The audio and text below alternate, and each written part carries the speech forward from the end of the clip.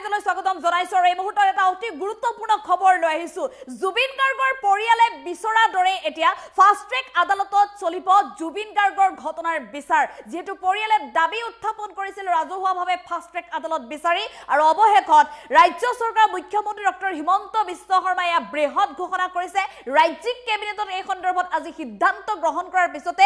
ৰাজ্য চৰকাৰ মুখ্যমন্ত্ৰী ডক্টৰ হিমন্ত বিশ্ব শৰ্মাই সংবাদ মাধ্যম যোগে এই ঘোষণা কৰিছে যে ফাষ্ট ট্ৰেক আদালতত চলিব জুবিন গাৰ্গ ঘটনাৰ বিচাৰ আৰু ইয়াৰ বাবে গুৱাহাটী উচ্চ ন্যায়ালয়ক কোৰ্ট গঠনৰ বাবে জনোৱা হ'ব আবেদন কিছু সময়ৰ পূৰ্বে মুখ্যমন্ত্ৰী ডক্টৰ হিমন্ত বিশ্ব শৰ্মাই জুবিন গাৰ্গ ঘটনাৰ বিচাৰক লৈ ফাষ্ট ট্ৰেক আদালত গঠন সন্দৰ্ভত কৰিছে বৃহৎ ঘোষণা লৈছে এই মুহূৰ্তত সবিস্তাৰে এই খবৰ টাইম এইটৰ প্ৰতিগৰাকী দৰ্শকৰ বাবে ফাষ্ট ট্ৰেক আদালতত চলিব জুবিন গাৰ্গৰ ঘটনাৰ বিচাৰ অৱশেষত মুখ্যমন্ত্ৰী ডক্টৰ হিমন্ত বিশ্ব শৰ্মাই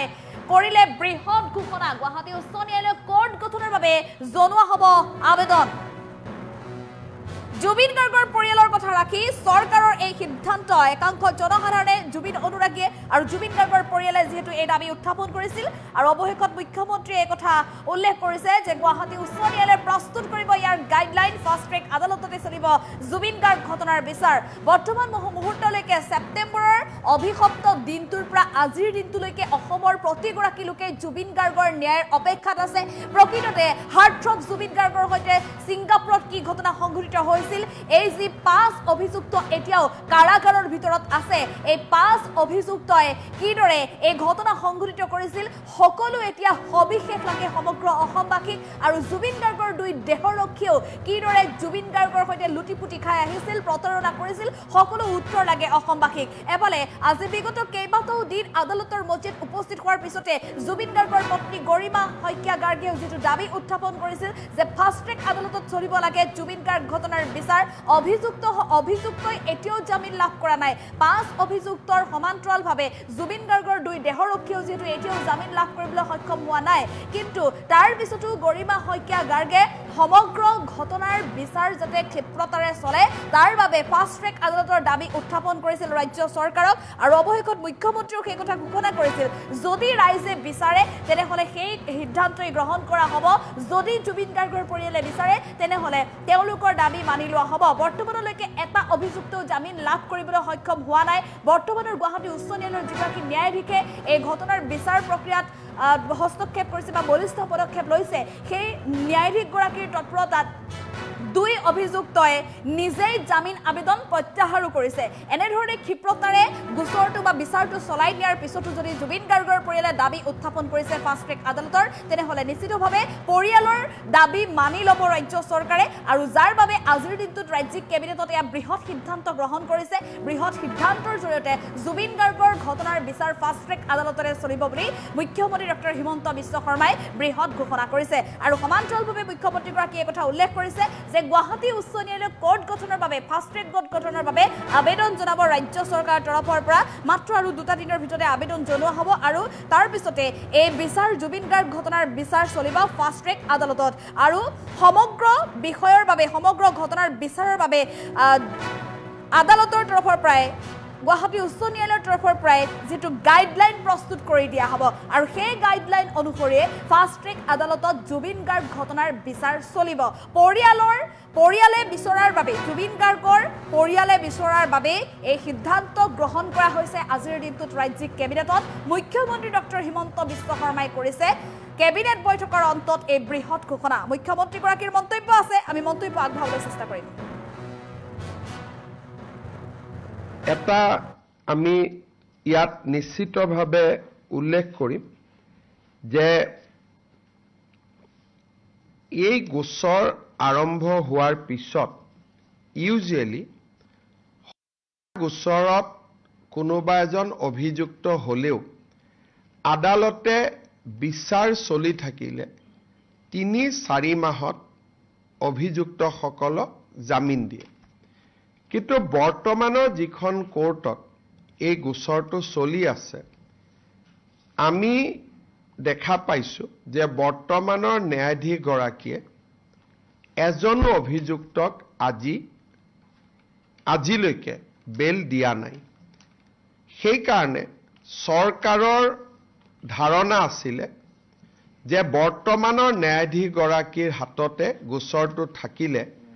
ন্যায়ৰ প্ৰক্ৰিয়া নিশ্চিতভাৱে সুৰক্ষিত হ'লহেঁতেন। কিন্তু আগতে আমি এটা কথা ঘোষণা কৰি থৈছিলোঁ যে এই গোটেই ঘটনাৰ ক্ষেত্ৰত পৰিয়ালে যি বিচাৰে আমি তাকেই কৰিম। যিহেতু পৰিয়ালে ৰাজহুৱাভাৱে ফাষ্ট ট্ৰেক বা এক্সক্লুচিভ কোৰ্টৰ কথা কৈছে, সেইকাৰণে আমাৰ মতামতক আমি দূৰত ৰাখি আমি এই ঘটনাটোক বা এই বিচাৰ প্ৰক্ৰিয়াক ফাষ্ট ট্ৰেক কোৰ্টত বা এক্সক্লুচিভ কোৰ্টত আমি দিবৰ বাবে সিদ্ধান্ত গ্ৰহণ কৰিছোঁ। গুৱাহাটী উচ্চ ন্যায়ালয়ে এজন ন্যায়াধীশ দিব, গুৱাহাটী উচ্চ ন্যায়ালয়ে গাইডলাইন নিৰ্মাণ কৰিব আৰু ষ্টেট গভৰ্ণমেণ্টে লজিষ্টিক ইনফ্ৰাষ্ট্ৰাকচাৰেল ছাপৰ্ট দিব। এই সিদ্ধান্ত আজি কেবিনেটে গ্ৰহণ কৰে। ভাৰতীয় ন্যায় সংহিতাৰ BNSS আণ্ডাৰ BNSS সেকশন 346(1) এই ধাৰাৰ অধীনত ৰাজ্য চৰকাৰে গুৱাহাটী উচ্চ ন্যায়ালয়ৰ মুখ্য ন্যায়াধীশ গৰাকীক জুবিন গাৰ্গৰ গোচৰৰ ডে টু ডে ট্ৰায়েলৰ বাবে এখন ফাষ্ট ট্ৰেক এক্সক্লুচিভ কোৰ্ট এখন গঠন কৰি দিবৰ বাবে আজি কেবিনেটে গুৱাহাটী উচ্চ ন্যায়ালয়ক অনুৰোধ কৰিবৰ বাবে কেবিনেটে আজি সিদ্ধান্ত লৈছে। কেবিনেট সিদ্ধান্ত আমি গুৱাহাটী উচ্চ ন্যায়ালয়ৰ মুখ্য ন্যায়াধীশক অৱগত কৰিম আৰু পৰৱৰ্তী কাৰ্যসূচী বা পৰৱৰ্তী ব্যৱস্থা গুৱাহাটী উচ্চ ন্যায়ালয়ৰ মুখ্য ন্যায়াধীশগৰাকীয়ে গ্ৰহণ কৰিব। ভাৰতীয় ন্যায় সংহিতাৰ BNSS under BNSS section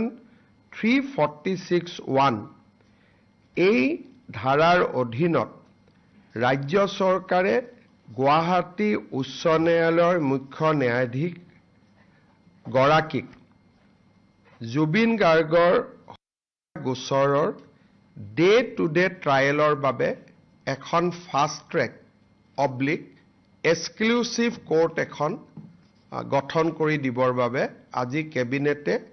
Guwahati উচ্চ ন্যায়ালয়ক অনুৰোধ কৰিবৰ বাবে